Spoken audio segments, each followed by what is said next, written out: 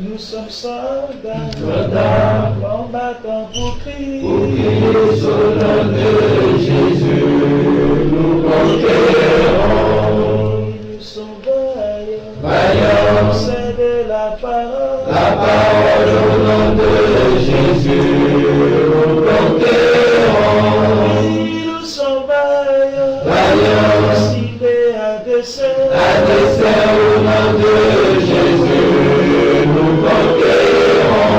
Nous sommes vaillants, Vaillants, cités à dessein. Adversaires au nom de Jésus, nous conquérons. Quels qu'ils soient les effets, Nous conquérons au nom de Jésus, nous conquérons. quels qu'ils soient les menaces, Nous conquérons au nom de Jésus, nous conquérons. quels qu'ils soient les mensonges, Nous conquérons au nom de Jésus, nous conquérons. quels qu'ils soient l'adversité,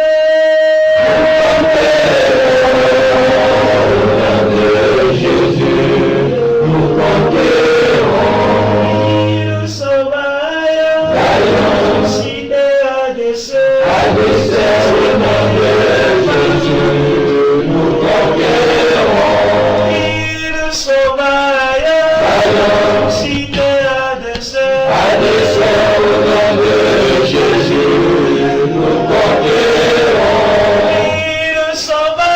à dessein. Nous sommes vaillants, c'est de la parole.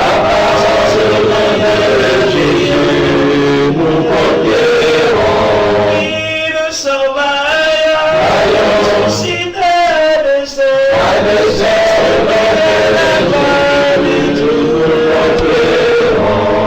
Quels qu'ils soient les mensonges,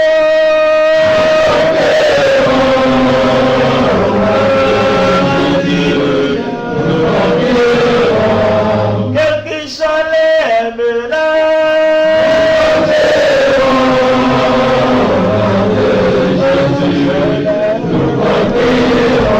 quelle qu'ils soit l'adversité,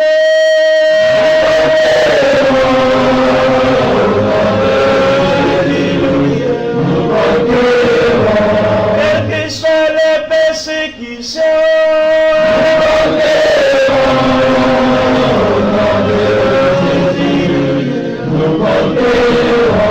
oui, nous sommes vaillants, suscités à dessein.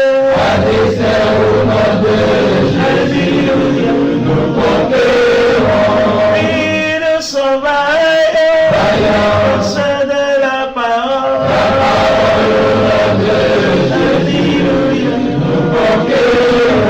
Oui, nous sommes vaillants, cités à dessein.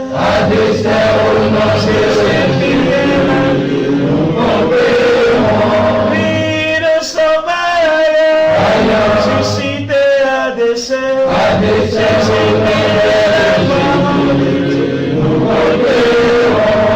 Quels que soient les menaces,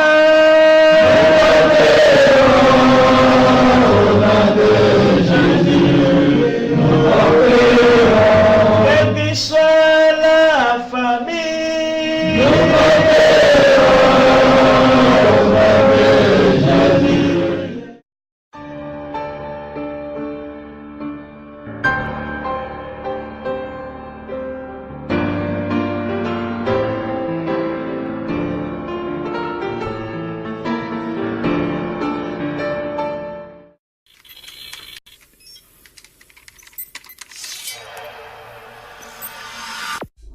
Puisque l'approche scientifique ne permet pas de trancher la question, il faut se tourner vers d'autres indices pour trouver la réponse.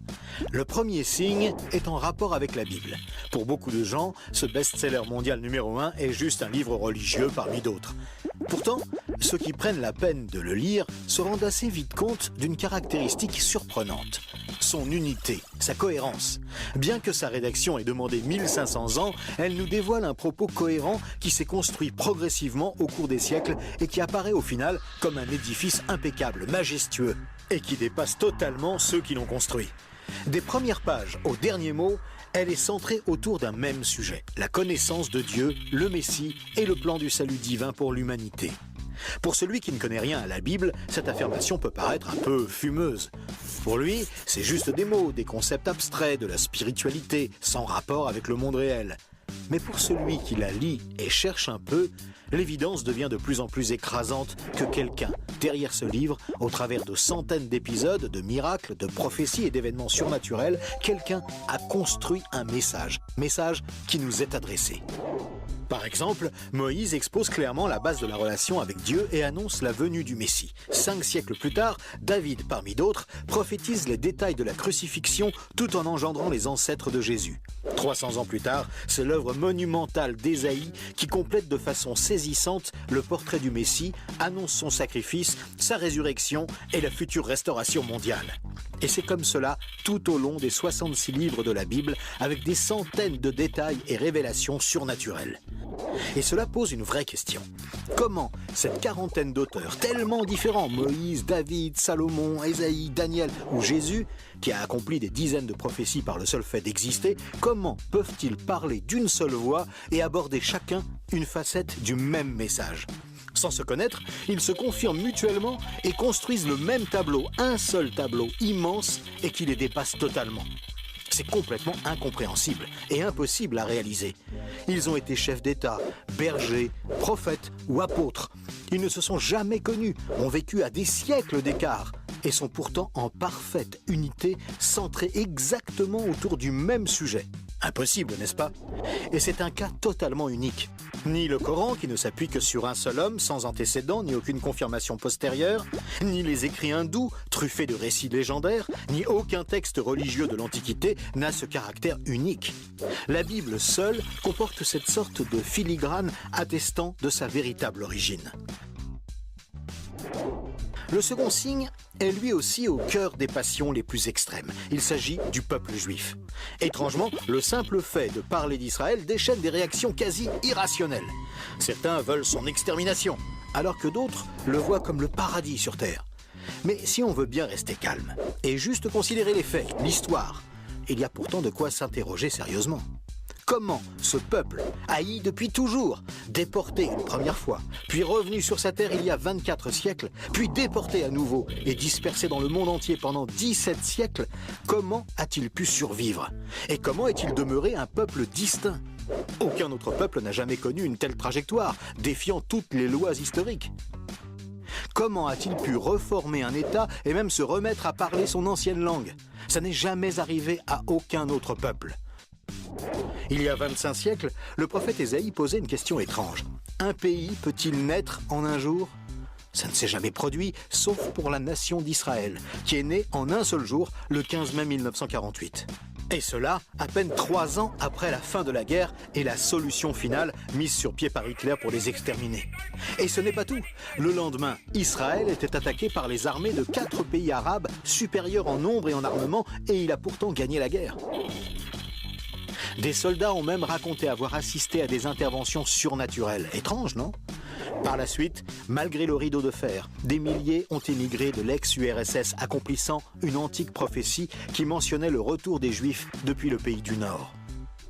Si on considère sa contribution à la science, les Juifs ont remporté 20% des prix Nobel, alors qu'ils ne sont que 0,2% de la population mondiale. Comment est-ce possible?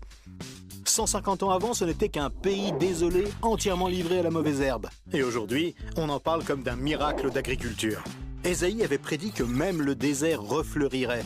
Et on trouve aujourd'hui des cultures jusque dans le Negev. Interrogé par le roi de Prusse, Frédéric II, qui lui demandait une preuve de l'existence de Dieu, son chapelain lui avait répondu « Les Juifs, sire, les Juifs ». Et d'où vient la première religion mondiale? De Jésus, un juif, dont l'enseignement, la mort et la résurrection continuent à impacter en profondeur la société humaine. Évidemment, ce peuple est loin d'être un modèle, et il a souvent sombré dans la corruption. Mais la Bible déclare que Dieu en a fait un signe parmi les nations. Qui pourrait dire le contraire? Pour terminer ce bref survol, une considération d'ordre moral. Encore un sujet tabou et pourtant... La Bible présente le bien et le mal comme des valeurs absolues, des valeurs extérieures à l'homme, qui les perçoit cependant par le moyen de sa conscience. Au contraire, la vision matérialiste de l'homme affirme que le bien et le mal sont des notions culturelles, relatives, résultant d'un long processus évolutif de l'être humain. Pourtant, tout le monde considère certaines valeurs morales comme supérieures à tout le reste. Par exemple, violer une petite fille, massacrer des bébés, commettre un génocide ou laisser quelqu'un mourir de faim sont considérés comme cruels et inacceptables. Même si certains tortionnaires ont affirmé qu'ils n'y voyaient rien d'immoral, nous pensons qu'ils n'avaient pas le droit de faire ça. Mais pourquoi le pensons-nous? Pourquoi pensons-nous que certains préceptes moraux sont supérieurs? D'où vient ce sentiment qu'il existe, en dehors de nous, des normes morales supérieures, des normes indépendantes de nous, puisque nous nous sentons nous-mêmes jugés par ces exigences morales? Étrange, non? Nous avons parfaitement conscience d'être imparfaits. Nous pensons que l'humanité est détraquée, mais par rapport à quoi? Ce sentiment de culpabilité contredit d'ailleurs la théorie de l'évolution et son hypothétique lutte pour la survie. Et pourquoi l'homme aspire-t-il au merveilleux, au paradis, quelle que soit sa culture? D'où vient ce sentiment intérieur qui fait exactement écho au récit biblique? Cette conscience, issue de nulle part et en parfait accord avec la Bible, constitue encore un autre signe tangible, bien difficile à nier.